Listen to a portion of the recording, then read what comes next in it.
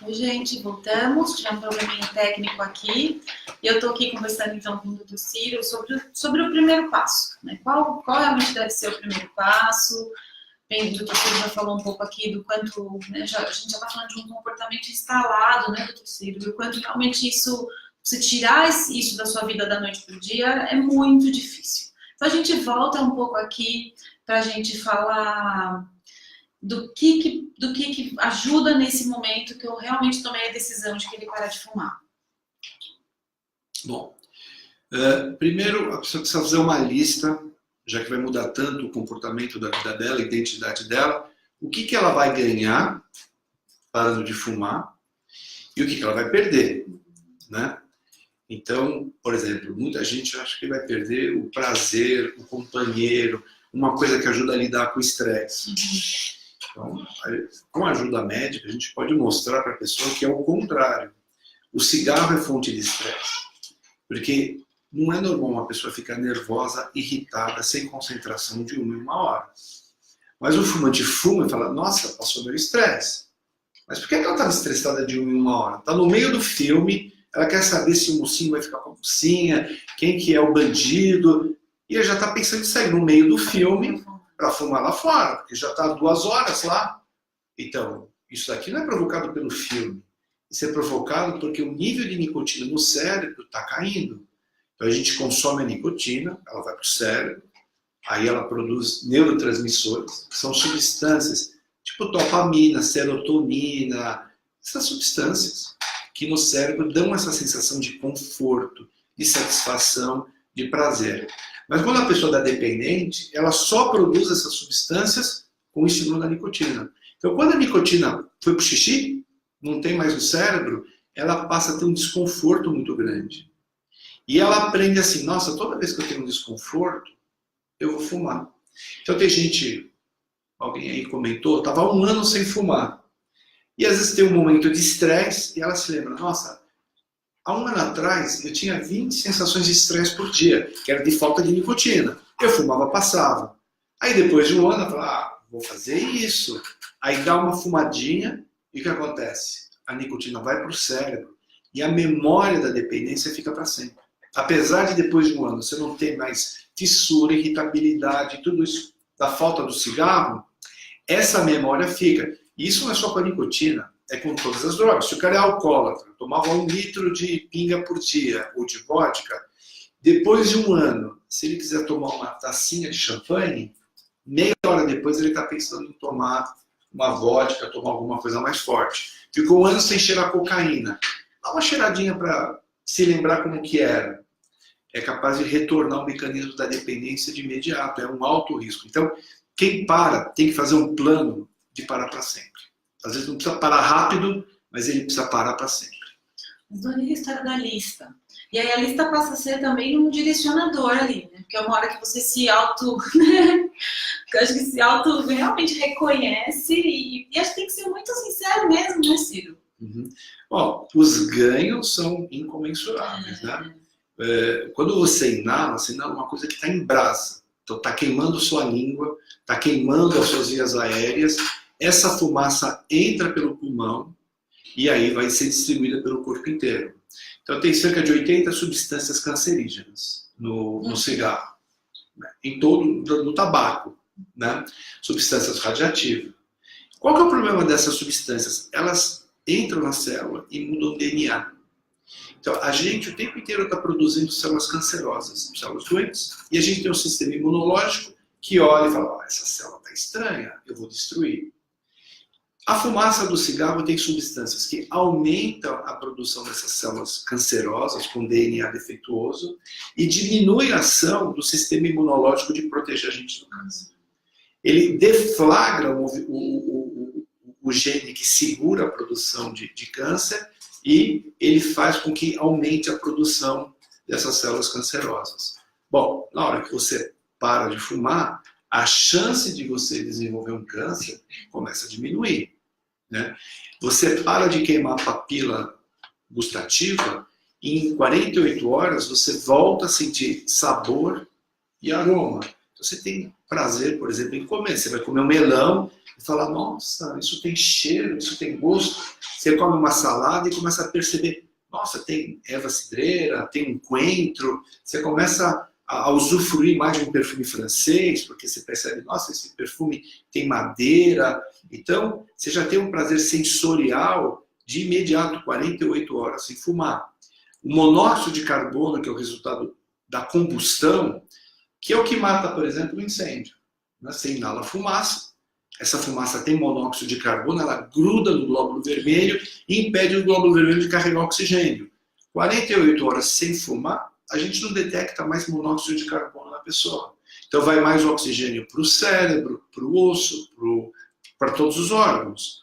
Então você para de agredir fisicamente o seu corpo. Então você vai ter menos enfisema, vai ter menos DPOC, vai ter menos infarto, menos derrame, menos complicações de diabetes e menos vários tipos de câncer que são induzidos pelo cigarro.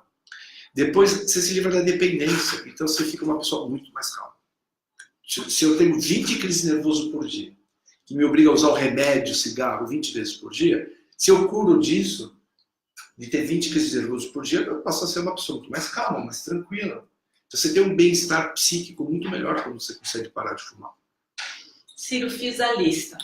Estou supondo que nesse momento eu já tô com o meu pneu na minha frente, né? Porque eu preciso estar bem acompanhada.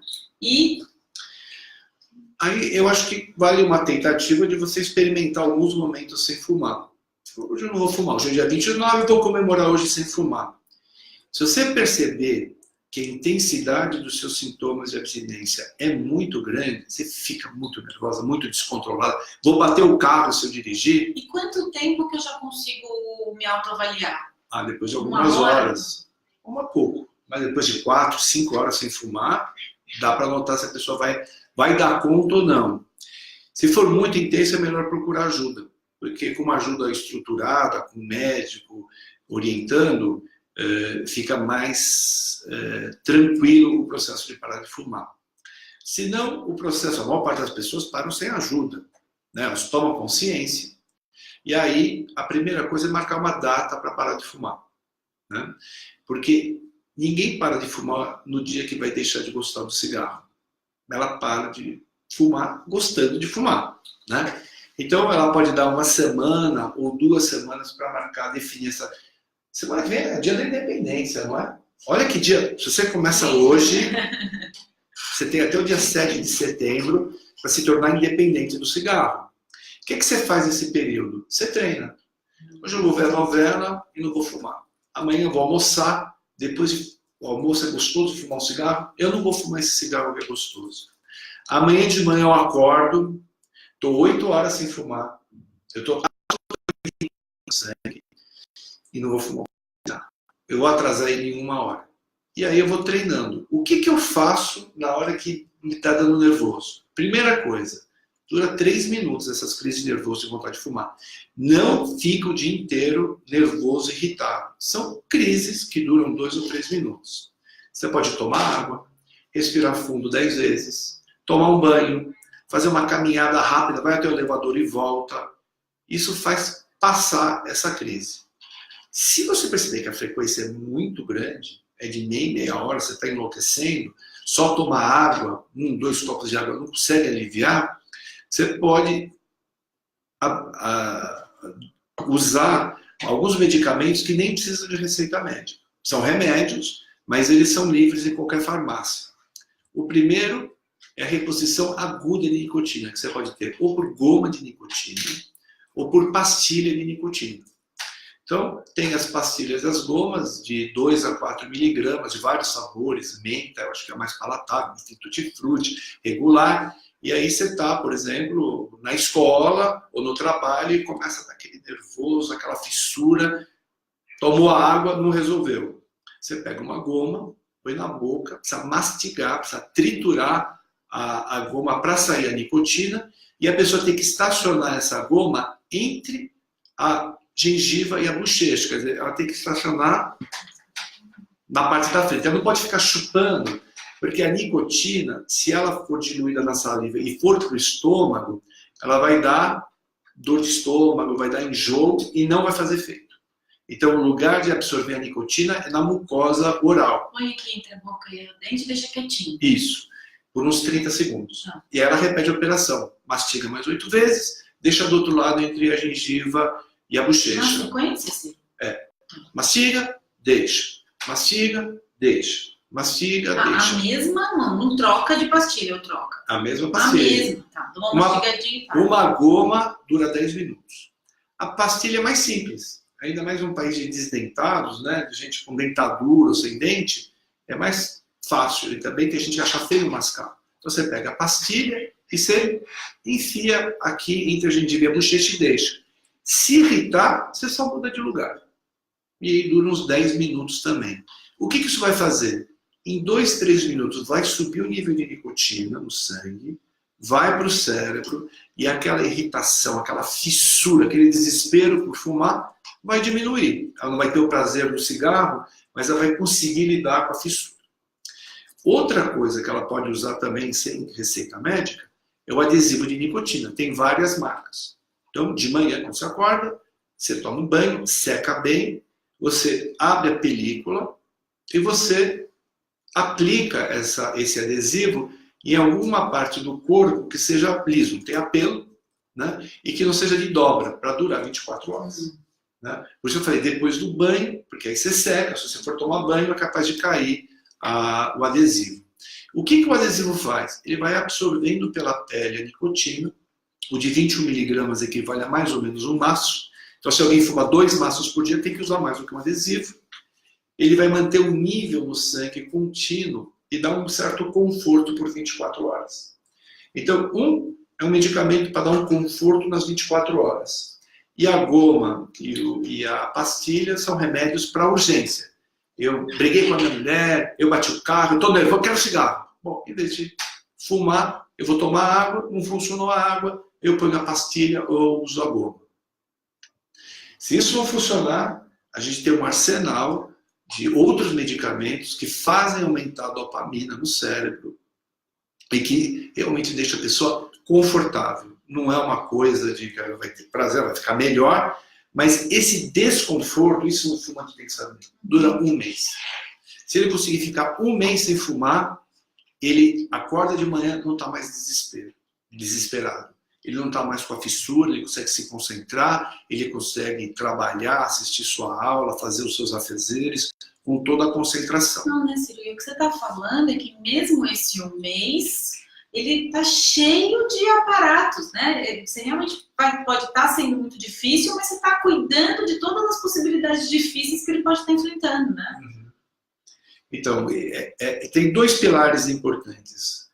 Um é o medicamentoso. A Sociedade Americana de Clínica Médica, a Sociedade Torácica Americana recomenda oferecer remédio para todo mundo, porque é uma dependência das mais intensas. Por exemplo, álcool, 10% das pessoas que tomam álcool se tornam alcoólatras. Né? Então, todo mundo talvez conheça um alcoólatra, mas muito mais comum você conhecer alguém que bebe de sexta-feira, ou só na balada, bebe só no Réveillon. Mas quantas pessoas você conhece que fumam só no Réveillon? Que fumam uma vez por mês? Né? Quem fuma vira profissional. Quer dizer, a indução da dependência é muito maior com a nicotina. Então, ela frequentemente requer medicamento. Agora, a outra parte é fundamental, dela ter conhecimento por que ela fuma, ter o conhecimento do mecanismo da dependência e ela criar habilidades para conseguir vencer esses momentos de 3, 4 minutos de fissura. Então, ela pode retardar o cigarro, ela pode barganhar e trocar. Bom, em vez de eu fumar um cigarro, eu vou dar uma caminhada, eu vou tomar um banho. Quer dizer, eu troco o comportamento. Não pode ter cigarro em casa quando a pessoa decide parar de fumar. Imagina alguém que está fazendo dieta e abre uma caixa de bis. Não vai dar certo. Então, se ela tiver cigarro em casa, a chance dela apelar para o cigarro no momento da crise é muito grande. No carro também. Então, começa lavando o carro, lava o guarda-roupa, tira o cheiro do cigarro. Né? E é muito comum as pessoas, depois de 2, 3 semanas sem fumar, falam: nossa, eu era fedido desse jeito, a minha roupa fedia desse jeito, Agora eu consigo entender os outros que reclamavam, né? Mas que eles eram chatos, era eu que era fedido, né? Ciro, eu vou aproveitar e já vou falar uma coisa pra você que às vezes é uma... Vai, desculpinha, né? Nessa hora da fissura, jamais trocar por bala, né? Por um docinho. Você sabe, tem um trabalho que foi feito no Brompton Hospital, que é um dos maiores hospitais da Inglaterra. Eles deram pílula de açúcar e pílulas sem açúcar, placebo, para quem estava na fissura do cigarro. Mas todo mundo achava que era açúcar. Ou não sabia o que era? Sabia que era uma bala. Uma balinha. Tá. Uma balinha, com açúcar e sem açúcar. E o açúcar realmente dava um alívio na sensação de abstinência. Então, o que a Luciana está falando é que existe um risco de engordar parando de fumar. Então, se você não fizer um plano adequado, você pode engordar. 10% dos fumantes, quando param de fumar, chegam a engordar mais de 10% do seu peso. Quer dizer, engordam 8, 10 quilos. Isso, eu acho que brasileiro é mais até do que americano. E essa é uma resposta muito comum para a mulher, né? Ai, meu Deus, eu vou engordar, imagina que eu vou parar e aí eu engordo, né? Às vezes isso é uma desculpa para não enfrentar a abstinência. Eu acho que muito mais, né? Vou ter alguma dificuldade, eu já invento uma dificuldade para desistir do meu plano. Mas é um problema real. Mas é por mais motivos, né? Um, porque você leva algo à boca 20 vezes por dia. Novo, né, na sequência. Então, você tem esse comportamento boca-mão o tempo inteiro. Então, você precisa substituir isso. Depois, o cigarro, ele acelera o metabolismo da pessoa. Você tem uma fumaça que é muito tóxica, que tem monóxido de carbono, vai faltar oxigênio para você. Bom, se falta oxigênio, você pode morrer. Então, o teu corpo reage produzindo adrenalina, produzindo cortisona, produzindo hormônios de estresse. Isso faz seu coração bater mais rápido, faz sua pressão aumentar. Então, quando você para de fumar e para de se intoxicar, a tua pressão diminui, a frequência cardíaca diminui. É bom, você para de atacar seu corpo. Só que o seu metabolismo diminui. O que quer dizer isso? A sua necessidade de caloria para manter seu peso diminui. Então, se você comia 2.000 calorias por dia e parou de fumar, para você manter peso, você tem que reduzir o número de calorias ou aumentar o gasto, não com estresse, com cigarro, mas sim com exercício. Então, se a pessoa às vezes precisa de uma balinha para aliviar o estresse, tudo bem, entendeu? Uma balinha você tem que saber que tem umas 20 ou 30 calorias. Conforme a bala, até mais. Tem umas de doce de leite que vai bem mais, né? A água é de graça, desintoxica e ajuda a parar de fumar, é melhor. Então, se a pessoa vai comer uma barra de chocolate por dia e com essa redução do metabolismo, ela vai virar uma pipa. Não tem condições. Então, ela sabendo isso, ela já faz um planejamento, né? Até com medicamentos que ajudam a parar de fumar e ajudam a emagrecer. Então, isso também é uma coisa que influencia a nota que o médico vai dar para o paciente. Como estamos de perguntas? Temos aqui? Então, vamos ouvir um pouco na sala. Tem o Rafael Souza, que está no Facebook, perguntou se o número de cigarros fumados ao dia faz alguma diferença, porque ele às vezes fica uma semana sem fumar, mas às vezes dá uma vontade e aí acaba fumando. Aqui, ó. Ô, Rafael, boa tarde, obrigado pela pergunta. Ele ficou na dúvida se a pergunta dele é boba, assim. Não é, né? Não tem pergunta boba, entendeu? Porque é o jeito que você lida com o cigarro, né? E uma das coisas assim, que tem que ficar bem claro é que assim, o dia é contra o fumo, não é contra o fumante, né? A gente gosta dos fumantes, a gente gosta dos... Né? Eu tinha uma amiga que dizia, a gente tem que se apaixonar pelos pacientes, porque só assim você vai cuidar bem dele, né? Agora, o cigarro, ele pode induzir dependência. Então, uma pessoa que usa de modo recreativo, uma vez por semana, ela está correndo o risco de desenvolver dependência nela. Existe uma relação entre a quantidade de cigarro e a chance de desenvolver doenças mortais e doenças não mortais também, né? Saiu ano passado um trabalho, numa das principais revistas médicas, mostrando que quem fumava um cigarro por dia, só um, tinha mais DPOC, mais infarto, mais AVC do que as pessoas que não fumavam nada. Então, não existe um jeito, uma quantidade de fumar que seja seguro, né? Segura. né? Fumar sempre é um comportamento de risco. Pode provocar um incêndio, pode provocar uma crise de asma, uma crise de rinite para quem está propenso. Bom, só vou agradecer a Verinha aqui, viu, Ciro, que está dizendo que está gostando muito, está agradecendo as nossas informações de qualidade. Que bom que você está acompanhando a gente, Verinha. A Emília, Ciro, está perguntando quais são os remédios indicados para deixar...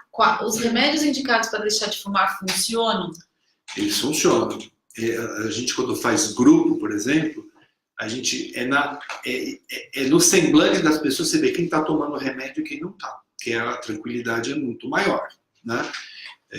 Eu acho que vale a pena customizar para a pessoa o remédio mais adequado. É minha mãe fazendo graça na internet, Ciro, ela acabou de mandar um beijo pra gente, sabe?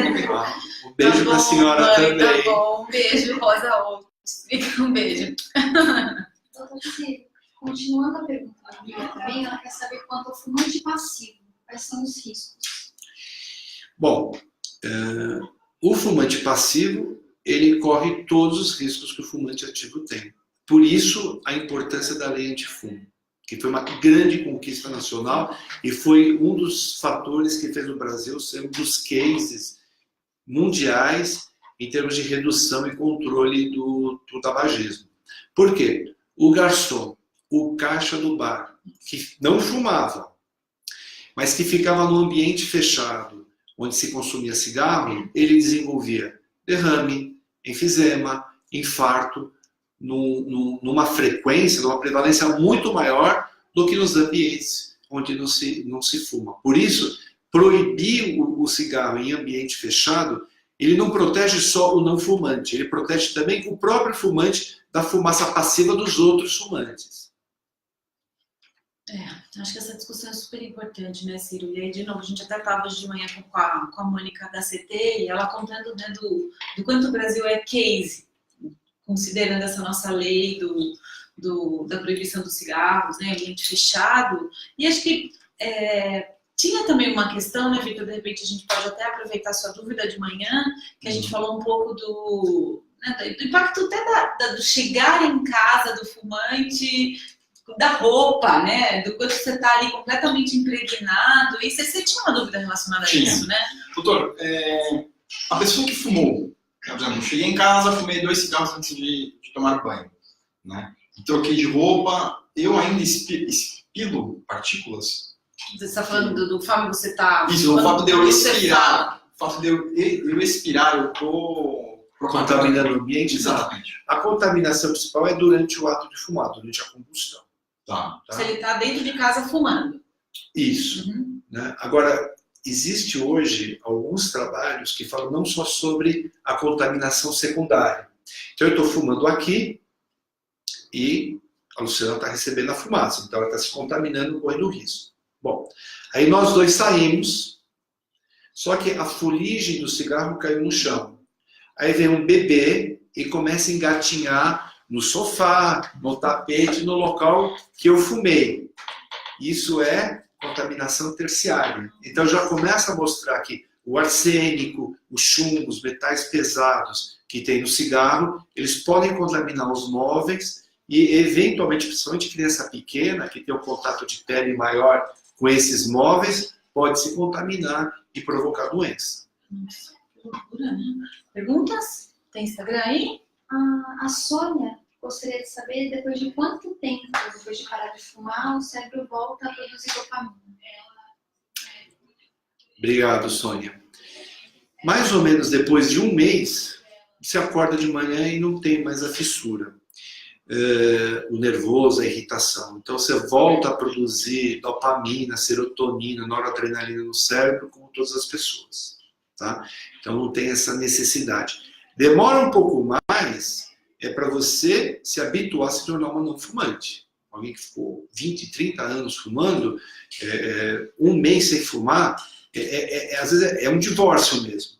Entendeu? Você se separou, colocou aquele traste para fora de casa, mas depois de um mês ainda você está ambivalente, você ainda não consegue pensar como solteira, você não criou ainda uma nova identidade. Isso requer um tempo de amadurecimento. O sintoma que mais demora para passar de abstinência é esse que a Luciana levantou, que é uma preocupação dela, é de ganhar peso. Então, precisa manter um programa de dieta e de exercícios físicos pelo menos por 6 meses para evitar o ganho de peso. Bom, vamos falar mais de exercício físico. Estou vendo que a Verinha escreveu aqui que ela conseguiu na marra. E já há 10 anos. O desespero foi de exatamente 30 dias. Todos esses caminhos realmente resolvem. Hoje não suporto chegar próximo de alguém ou em lugares onde haja fumaça. Não sei como as pessoas me suportaram por tanto tempo. Obrigada, Verinha, né, por um depoimento tão importante. Obrigada, né, Ciro? Muito legal, cara. As pessoas suportaram porque gostavam de você, entendeu? Porque as pessoas começam a colocar uma conotação moral no ato de fumar. Então, o médico, ele recebe o fumante como um paciente, como um doente. Ele tem uma doença que é dependência pela nicotina, que nem ele tem hipertensão, que nem ele tem diabetes, que nem ele pode ter câncer. Então, a gente vai oferecer a pessoa, a gente nem usa mais o termo viciado para não dar uma conotação moral. Pessoas maravilhosas são fumantes. Por isso que dá gosto de ajudar o fumante. Ele poder se tornar um melhor pai, um melhor profissional, uma melhor mãe, uma melhor companheira, para desenvolver o potencial humano dele. É exatamente por isso que a gente ajuda os fumantes. Nós temos uma pergunta aqui do Instagram, doutor, o Isaac. O aumento de peso é um fator fisiológico ou do hábito alimentar por conta da abstinência? Então, ganhar peso é multifatorial. Então, tem as questões do metabolismo, que são alteradas pela suspensão do tabaco, a inalação dessa fumaça com monóxido de carbono, indução de enzimas que quebram as gorduras. Tem a questão da oralidade, da pessoa precisar ter alguma coisa na boca. Tem a questão que o doce ajuda a aliviar a sensação de abstinência. Tem que a pessoa que fuma, ela em geral é sedentária. O cara que fuma 2 maços por dia não vai correr 5 km por dia. Então, ela para de fumar e se ela conseguir entrar no programa de exercícios, vai ajudar. Então, quando ela vai parar de fumar, ela tem que fazer um planejamento considerando todos esses fatores para ela não engordar. Saiu um artigo assim, que as pessoas que engordam muito parando de fumar, elas têm até mais chance de desenvolver diabetes. Então, é um problema sério mesmo de você evitar as 2 causas principais de morte precoce: a obesidade e o tabagismo. E aí o sedentarismo junto, né, Ciro?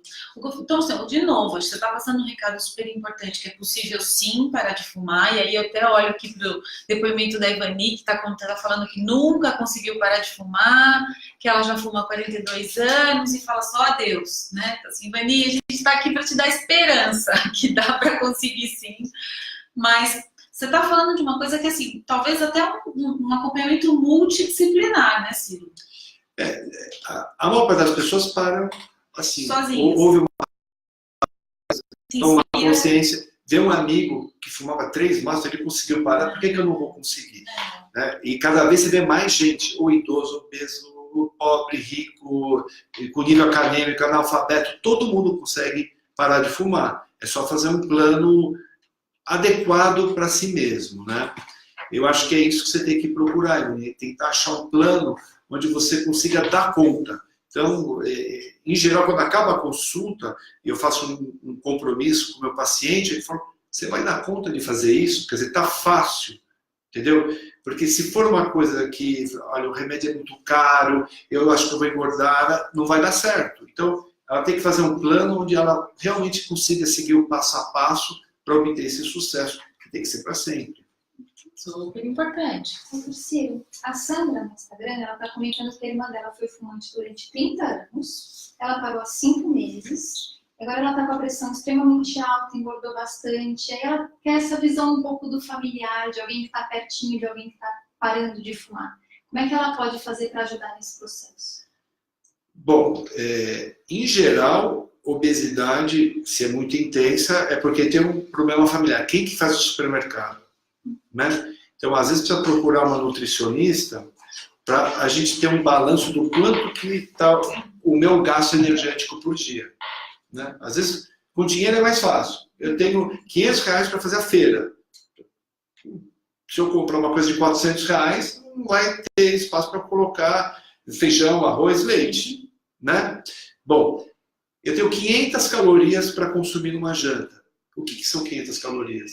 Se eu comer uma coxinha ou 2 coxinhas antes da janta, isso compromete.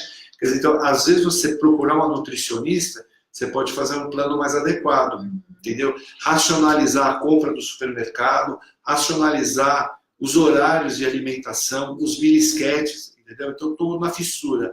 Eu estou parando de fumar, então eu acho que eu mereço, ou eu tenho direito de comer um chocolate, um biscoito doce, um biscoito sanduichinho, que cada um deles tem 80 calorias. Você comeu 5 fácil, né? Desses biscoitinhos, você comeu uma refeição, né? E aí você vai jantar de novo. Então, é importante você ter esse planejamento para você ficar nas 2.000 calorias e a família participar disso, né? Se você for comprar leite em moça, fazer brigadeiro de panela todo dia, entendeu? Não vai dar certo. Acho que assim, esse papel da feira, né? Pode ficar por conta da irmã, acho que a gente pode ter aí uma parceria. Temos perguntas? Temos. Mais uma minha, doutora. Nós falamos até agora de tabaco, né, do cigarro comum.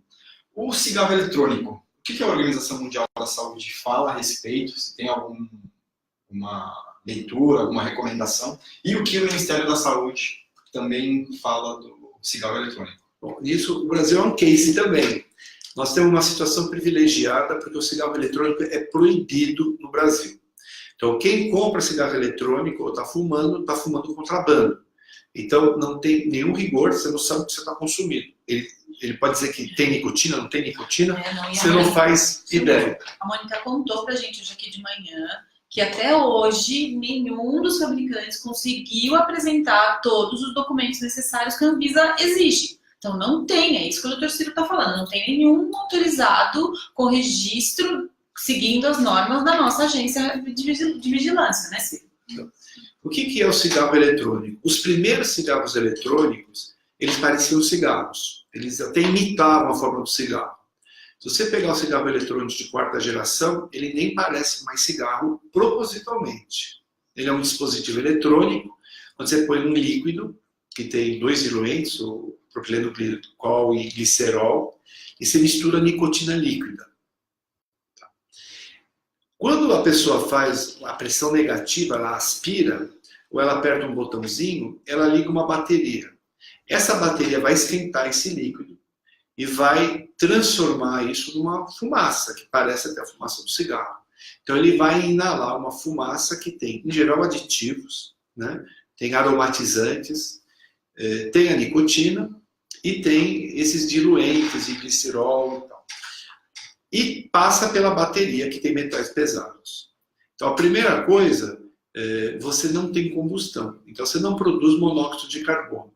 Então, a propaganda da indústria que quer vender cigarro eletrônico, os dispositivos eletrônicos, é que ele seria mais seguro porque não tem combustão. Mas a primeira coisa é levar nicotina. E a nicotina é aditiva, ela provoca dependência. Então, hoje a gente vê, por exemplo, nos Estados Unidos, cerca de 11 milhões de pessoas consumindo cigarro eletrônico. E depois elas partem para o cigarro. Então, a indústria do tabaco... E parece que é muita criança, né, Ciro? Então, a maior parte das crianças... A experimentação sempre é na adolescência. Então, eles começam... A primeira experimentação com nicotina é com cigarro eletrônico. Em segundo lugar, é com narguilé. Em terceiro, que vem o cigarro convencional. Então, a ideia da gente é que esse investimento da indústria do tabaco nesses dispositivos eletrônicos é para induzir a maior parte das pessoas, principalmente jovens, à dependência e para manter ou elas consumindo essa forma de dependência ou para passar para o cigarro depois. Algumas empresas falam... A Philip Morris montou uma ONG, um tipo de organização para um mundo livre de cigarro. Cigarro, não de nicotina, não de dependência. Porque eles querem vender o dispositivo deles, que é o IQOS, que na verdade também não tem combustão, mas é com umas folhas de tabaco. É o posicionamento, o compromisso deles é acabar com o cigarro no mundo. Sim. Mas é mentira. Porque quando você vai para a África, nos países que são mais pobres, mais subdesenvolvidos, que não tem uma política rigorosa de controle do tabaco, como tem no Brasil, como tem no Japão, como tem nos Estados Unidos, eles investem no cigarro. A Japan International, que é dona da Camel, de várias marcas baratas que tem no Brasil, acabou de comprar a maior fábrica de narguilé do Egito, para entrar no mercado, para induzir consumo, exportar para toda a África. Eles têm uma porta de entrada para exportar, o maior exportador do Egito de tabaco de narguilé, e tá lá, o executivo fala, e é para aumentar o mercado de tabaco, de cigarro no Egito e na África. Então, assim, não tem gente boazinha nessa indústria. Conversa. Né? Ciro, vamos falar do narguilé. Porque, assim, né, da noite pro dia a gente foi invadido, né, com essa pecinha bonita, né? Porque é bonito, né? É bonito, tem um gelinho ali, tem gente que põe bebida alcoólica, fica numa coisa social, então você nunca faz, você não pode fazer sozinho, mas você pode fazer em grupo. O que é isso? Né? Parece, como é que faz mal, não faz mal? Olha, eu acho sociedade de consumo é uma coisa incrível, né? Porque no começo do século passado se industrializou o cigarro e se vendia cigarro como uma coisa útil, que seria um remédio segura, tem sempre uma forma segura. Então tinha propagandas com criança fumando, tudo isso para a gente acreditar que é seguro fumar e induzir a dependência. Bom, aí a gente aprendeu e tem muita gente que é contra o cigarro. Fazem a mesma propaganda com cigarro eletrônico e com narguilé. Se você for entrevistar os jovens, eles falam, não, mas isso aí é laranja, é baunilha, eu não estou fumando nada perigoso. Eles não entendem que aquilo que eles põem, a xixa, que é essa massa de tabaco com aditivo, que fica em volta num alumínio, é tabaco, tem todas as substâncias cancerígenas. E você não queima só o tabaco. Para você queimar o tabaco, em cima você põe carvão. Então imagina assim, você faz uma fogueira, põe um monte de carvão em brasa e mete a cara e fica respirando aquela fumaça durante 1 hora. Quer dizer, ninguém faz isso. Mas com o narguilé, como é bonito, como tem um apelo erótico, é muito sedutor aquilo lá, você compartilhar, você ter um momento de prazer, de relaxamento, que são coisas legítimas. Você ter 1 hora para sentar com seus amigos, para você relaxar. Mas você queima um carvão, queima esse tabaco, ele desce pela garrafa, ele vai passar por água. E as pessoas acham, bom, tá passando pela água, vai filtrar. Já ouvi essa história mesmo. Entendeu? Mas não filtra nada. Ele fica mais frio, o que permite uma inalação mais profunda e mais intensa dessa fumaça. Então você se intoxica muito mais com monóxido de carbono e com substâncias cancerígenas do que fumando um cigarro. Então, a propaganda é que uma sessão de narguilé equivale a fumar 100 cigarros. Porque o volume de fumaça que você inala em 1 hora equivale ao volume de fumaça que você inala em 100 cigarros. Uma loucura completa, né? Ainda tem gente colocando álcool, né, no lugar da água. E não é... Tem uns com lâmpada de LED, uns cristais maravilhosos, né? E agora, é curioso, é que esses lounges, esses restaurantes, eles são lugares fechados. Como eles conseguem alvará para funcionar? Porque é absolutamente proibido fumar. E a lei é clara, porque ela fala, é proibido fumar cigarro. É proibido fumar cigarro e derivados de cigarro em lugares fechados ou parcialmente fechados. Você vai visitar esses lounges, eles são fechados, é um lugar de balada, você fica numa sala fechada.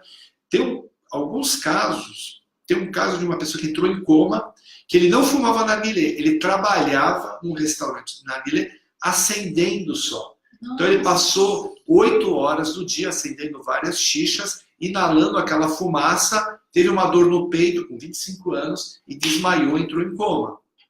Quando ele chegou no pronto-socorro, foi dosado monóxido de carbono, estava em níveis de quem consome num incêndio e acaba morrendo. Nossa! Que loucura.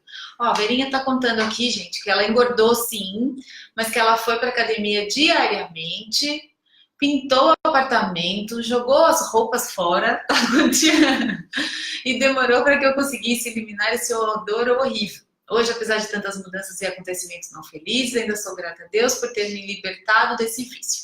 Imagina se eu não tivesse parado antes do câncer aparecer. Então, acho que ela ainda depois recebeu um diagnóstico de câncer e está aqui pertinho do onco. O Rafael está perguntando aqui de novo. Depois que alguém consegue parar de fumar, existe um prazo para que ele deixe de ter os riscos inerentes? E meu pai fumou por muito tempo, parou porque foi diagnosticado com DPOC. 10 anos depois que parou de fumar, também teve câncer de pulmão.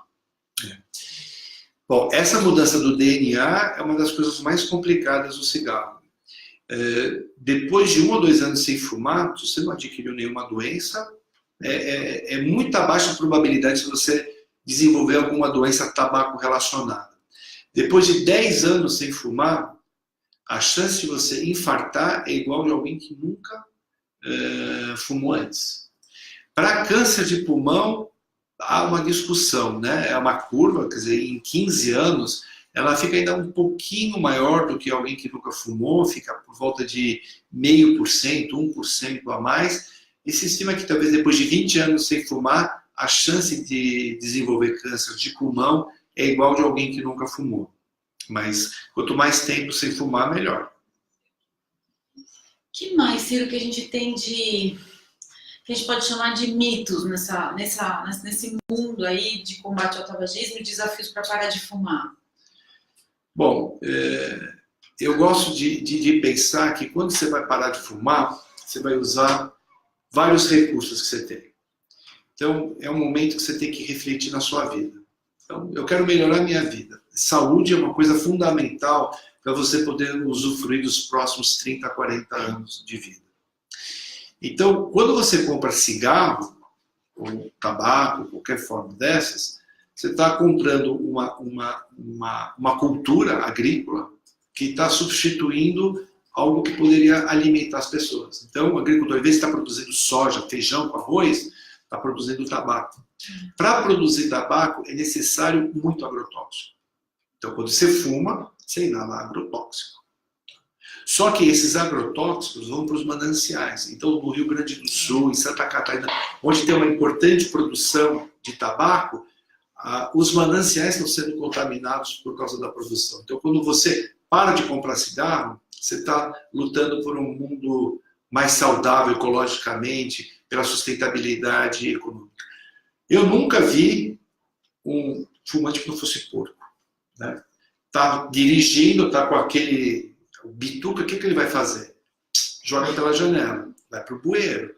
Então, se você for pensar que tem 1 bilhão e 300 milhões de fumantes no mundo, fumando 20 cigarros por dia, são 20 bilhões de bitucas e cigarros sendo jogadas no ambiente, que ele não é renovável, é um lixo que dura mais de 100 anos.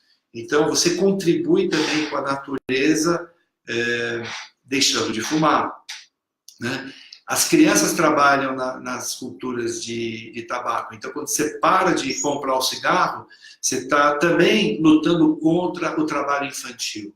Então, parar de fumar, ou nem começar a fumar, realmente lutar por um mundo melhor, mais sustentável, mais justo. Você imagina assim, Lu, alguém que ganha um salário mínimo. É muito dinheiro. É R$1.000 por mês.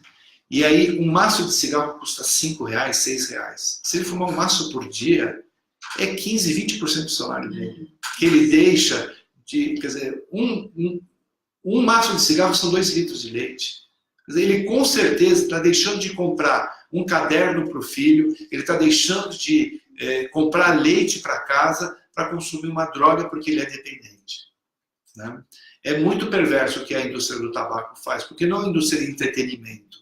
Entendeu? Onde você faz uma coisa para o seu lazer, entendeu? mas que te melhora culturalmente ou que te aproxima das outras pessoas. Na verdade, é uma coisa que vai te roubar o tempo que você tem com a sua família, você vai adoecer aos 50, 55 anos, vai ter uma doença que vai te trazer incapacidades, vai trazer sofrimento para você e para a família, e no dia a dia você está o tempo inteiro precisando consumir o cigarro, parece uma corrida de maratona, não de maratona, de obstáculos. Você toda hora tem que vencer um obstáculo para poder obter o cigarro.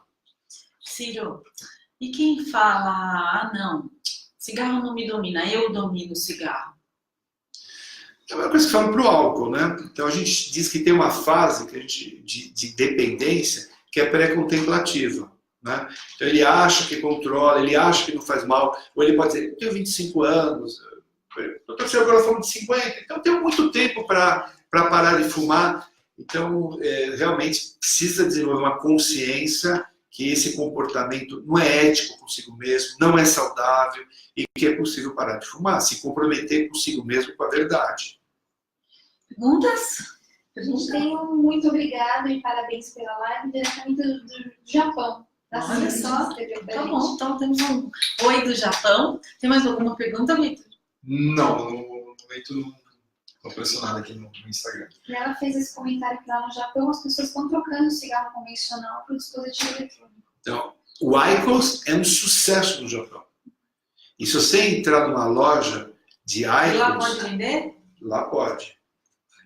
Parece uma loja da Apple, é um dispositivo eletrônico, é lindo, é uma coisa de desejo mesmo, né? Sofisticado, eletrônico, é uma coisa que desperta um desejo, que vai despertar em você assim, você é uma pessoa diferenciada, né? Porque eu estou consumindo isso. Eu fico pensando realmente entre os jovens, né? Tipo, eu tô aqui, que você não tem, aí eu quero ter também, e aí vira realmente completamente bola de neve, né?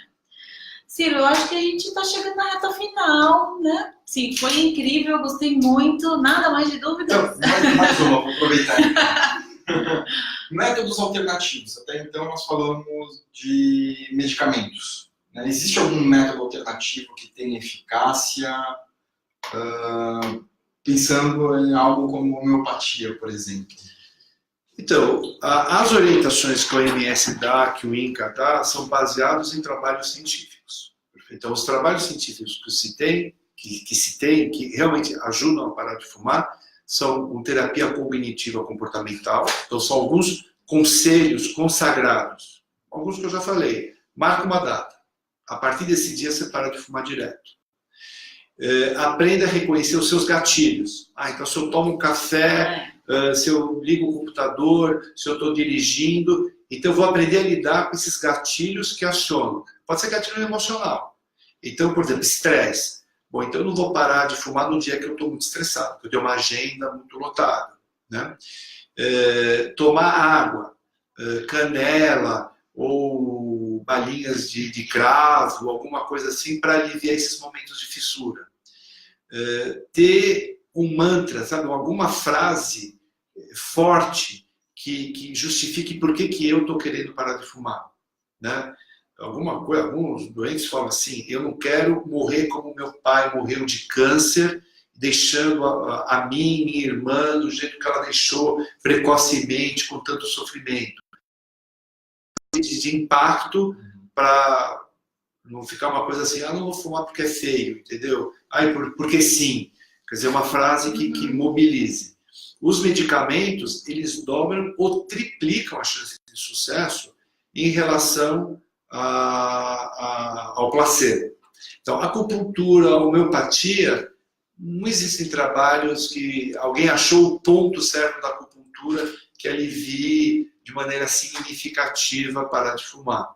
Mas é lógico que todo acolhimento, quando a pessoa vai lá, fica uns 15 minutos com as agulhas e reflete, pensa e é acolhido, isso permite essa mudança interior. Né?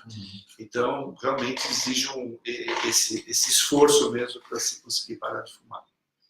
Bom, gente, eu só quero dar uma resposta rapidinha aqui para a Thelma.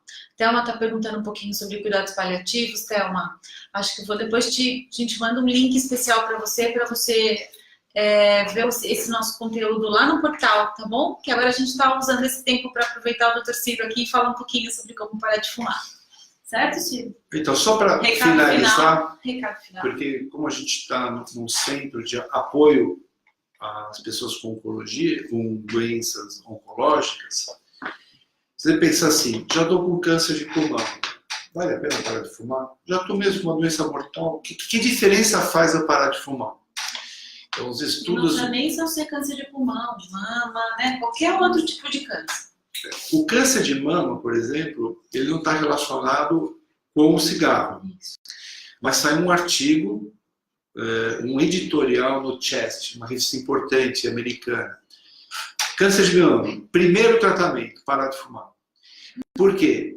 Dentro do câncer de mama, câncer de pulmão, câncer de esôfago, independente do tratamento, se vai ser cirúrgico, quimioterapia ou radioterapia, parar de fumar aumenta em 25% a sobrevida. Então, a tua chance de estar vivo daqui 5 anos aumenta em 25% se você parar de fumar agora. Então, o risco por uma cirurgia diminui, de cicatrização, de complicações de pneumonia, e a resposta à quimioterapia, à radioterapia, fica muito maior se você parar de fumar. E você se livra do inimigo que produziu a doença em você. Ciro, a Verinha está insistindo aqui que você fale um pouquinho sobre a questão de reposição hormonal mais cigarro. Tem alguma coisa relacionada a isso? Porque ela está falando do câncer que veio para mim, não tenho dúvidas que está relacionado a isso. Desde o fato dela fumar e ter feito a reposição hormonal. O cigarro é um fator indutor, sim, né? A reposição hormonal também. Para câncer de mama, não existe assim uma correlação direta. Para colo de útero, sim. Colo de útero tem uma relação direta. Mas parar de fumar vai te ajudar, com certeza, a vencer essa fase da sua vida. Era ovário considerado. Muito bom, muito bom. Ciro, muito obrigada. Muito. Eu que agradeço. Espero que tenha estimulado você, que é fumante, a tomar uma atitude, procurar ajuda, fazer um plano para parar de fumar, que é possível, sim. A gente gostou muito também, a gente tem certeza que todo esse pacotinho aí de informação que a gente acabou de compartilhar vai fazer diferença na vida de muita gente. Então, muito obrigada e eu encerro a nossa live por aqui. Ciro, obrigada de novo. Eu muito que agradeço. Bom.